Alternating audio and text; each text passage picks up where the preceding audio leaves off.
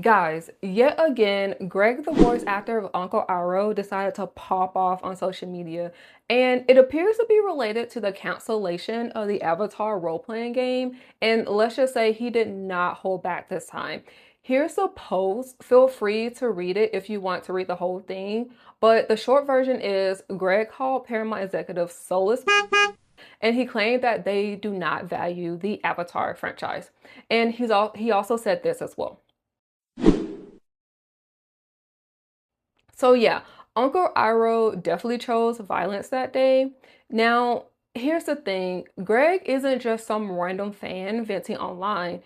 By his own account, he spent around 30 plus years working as a paralegal at various studios in Hollywood. So it's fair to say that he's somewhat of an insider into how the entertainment industry operates, but this doesn't mean everything that he says is automatically true, right? So today, instead of immediately taking sides, I want to take a step back and ask a different question.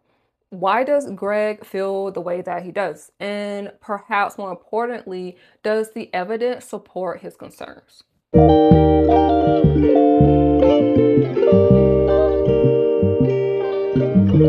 So the biggest catalyst appears to be the reported cancellation of the role-playing game that was being developed by Saber Interactive, which is such a bummer. Like, can we just take a second to envision how dope it would be to have a role-playing game in the Avatar universe? Like, just imagine your own benders, mastering different elements, exploring all four of the nations, like venturing to the spirit world, destroying a few Cabbage Patch cards just for the love of the game. So if you're already frustrated with how the franchise have been handled lately, I can see how this would just add fuel to the fire.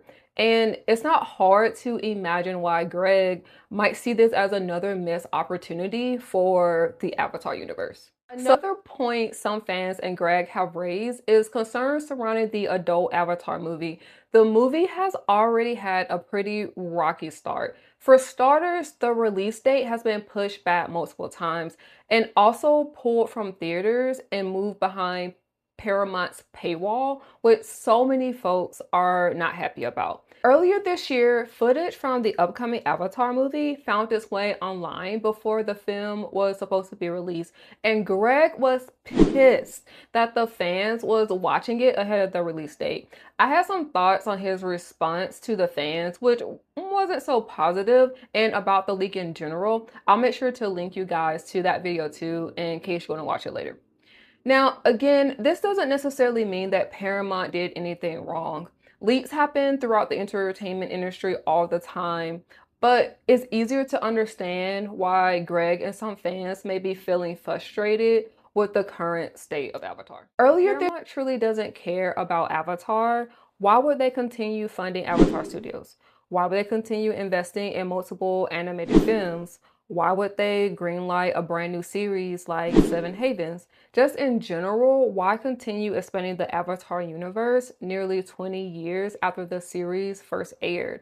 Those aren't exactly small investments. These are the kinds of decisions companies usually make when they believe a franchise has a future. So, who's right? The reality is both could be true at the same time.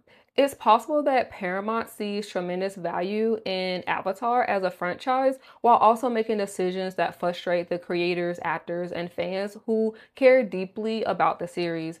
It's also possible that Greg has insight into decisions that are happening behind the scene that the public is just not aware of.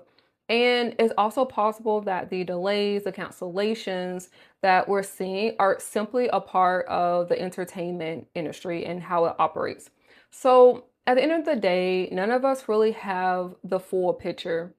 But regardless, Greg's comments have sparked an important conversation about the future of Avatar. And maybe the real question isn't whether Paramount cares about Avatar, because let's be honest, Paramount is a business, and a business top priority is getting to the money. So maybe the real question is whether they're managing the franchise in the way that inspires confidence among the people who help make it special and for those who truly and deeply enjoy the Avatar universe. So, what do you guys think? Should we take Greg at his word because he may be seeing something behind the scenes that fans don't? Or do the latest content in the Avatar studios prove that Paramount is at least trying? Let me know in the comment section. Late breaking news. I literally got the gist of this 2 hours after recording. So we're just going to add it in the back. Okay. So this is what I heard. First off, this is a rumor, guys. A rumor. So do please take this with a grain of salt. This started making the rounds online. So, according to an unconfirmed report, tensions may have been developed between Paramount and the original Avatar creators over the direction of Avatar Studios. Again, allegedly. The report also speculates that Paramount could potentially divest Nickelodeon as a part of a broader restructuring efforts.